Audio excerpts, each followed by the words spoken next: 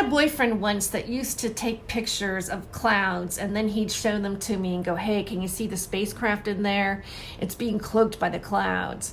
He would tell me that we were aliens in another life, and eventually he admitted to me that he was from an Illuminati family and that he was a reptilian hybrid.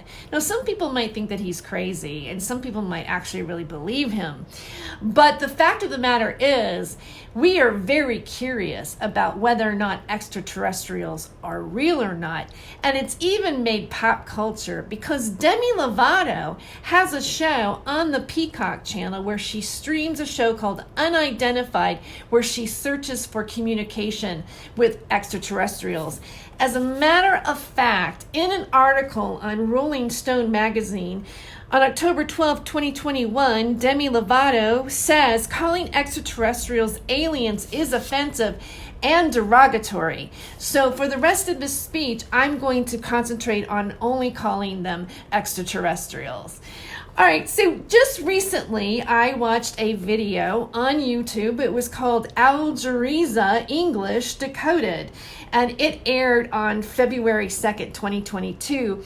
And the video is titled, Do Aliens Exist? Well, the portion of the video that caught my eye the most was whether or not the Nazis made contact with extraterrestrials. The big question is that, well, in World War II, a lot of people saw unidentified flying objects and flying saucers, and they believed that the Nazis had made contact with extraterrestrials, and they were given technology that was anti-gravity, special stuff. Well, there was a guest on the show. His name is Eric Kurlander. He has a PhD from Harvard, and he's a professor where he specializes in the history of Nazis.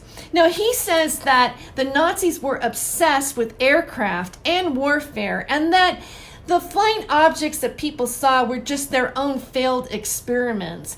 He also said that the crash in Roswell were actually just air balloons that were another type of flying aircraft that failed, and there was no real extraterrestrial contact. Now, but the Hollow Earth theory and the subterranean Aryan race and the possibility that the Nazis had a connection with extraterrestrials was really perpetuated by a writer back in 1871. He was Edward Linton, and he wrote a novella. He was also a writer and a politician. And by the way, just for kicks, he coined the phrase, the pen is mightier than the sword. Now, he wrote a novella. It was called The Power of the Coming Race by Edward Linton.